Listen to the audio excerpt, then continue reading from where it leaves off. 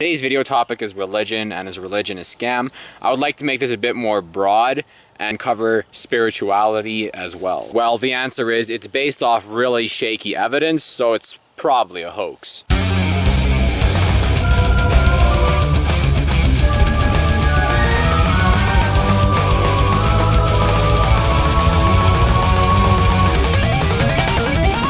So I think the primary reason a person believes, it comes down to evidence, and again, it's bad evidence, but it is evidence. The first major source of evidence comes from other people.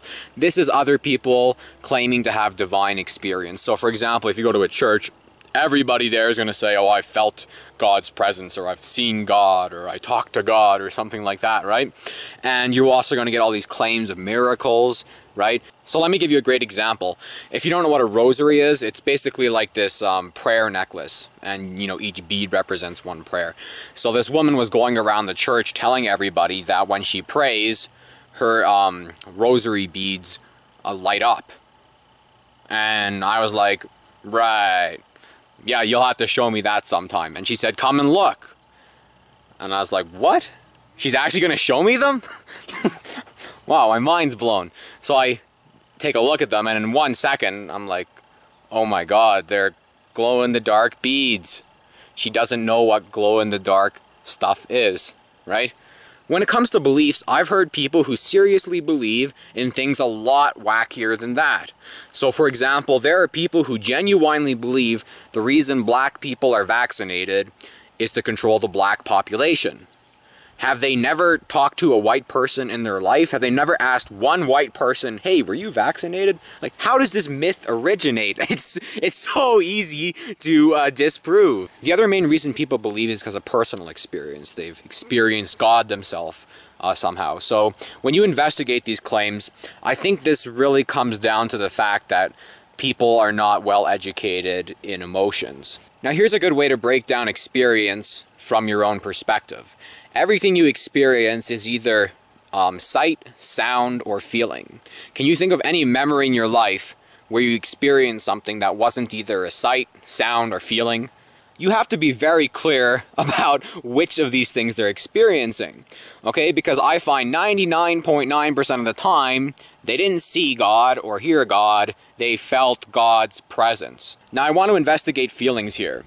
Let's consider a very reliable, simple feeling like physical pain. Physical pain is generally very reliable. If you feel a sharp physical pain on your foot, maybe you cut yourself, but it's not always reliable. So for example, when you have a headache, it's usually because of a neck or a back injury. Now, if we were to use emotional pain to measure physical health instead of physical pain, it would be much more unreliable. So, for example, you could just be depressed and feel like you're pretty much going to die when you're perfectly physically healthy. And then some other old person who is actually dying is just happy and energetic and, you know, they feel great, right? And they have cancer or something. So, emotional pain would be very unreliable. Out of all the things you're likely to understand well in this world, at least better than other people, it's your own body and brain. Probably nobody knows your own body and brain as well as you do, and you can't even reliably predict how your own body and brain works based off of emotions. Now, when it comes to making claims about reality, when it comes to making claims about the universe around you, which you're not connected to and know infinitely less about than your own body, I think it's an utterly unreliable system of measurement. Now, the other thing that adds to people's belief in religion and spirituality, I think, is philosophical reasons. So some people will give philosophical proofs of gods. They'll say things like, when you plant the seed, things always grow, the universe has patterns. But all these proofs are very weak. So I hear people use them all the time. They say that nature is all patterned and structured, but that's not true. Some of nature is structured, some of it's completely chaotic, as you would expect from the nature of randomness.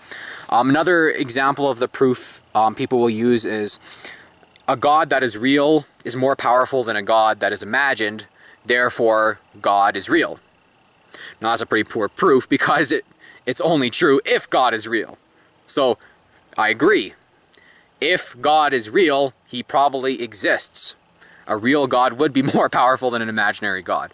But if God is not real, then an imaginary God is probably what is there. Now, there's many theories on why religion was created, and ultimately nobody knows. You can't actually really investigate a historical claim.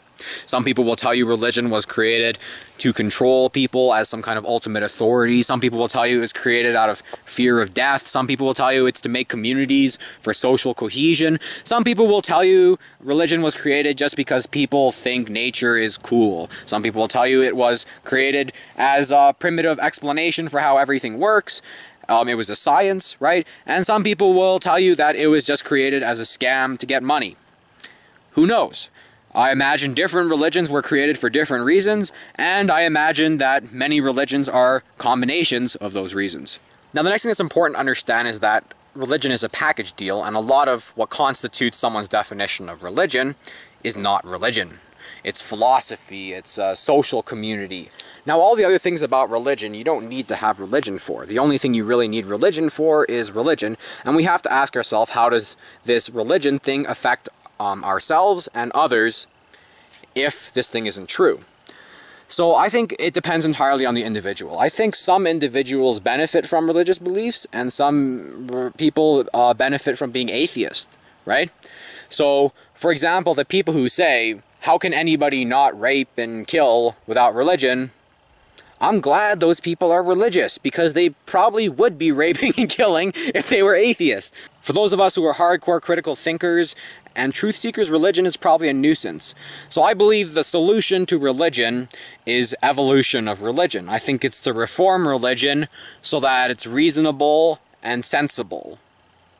Because I think ultimately a lot of people need religion to treat other people decently, and I think a lot of people need religion to have any meaning to their own life. If you like this video, subscribe, check out my other videos, and you can follow me on Twitter. I have the link in the description. And if you have a video request of your own, leave it in the comments below. I do every video request ever. This was a video request.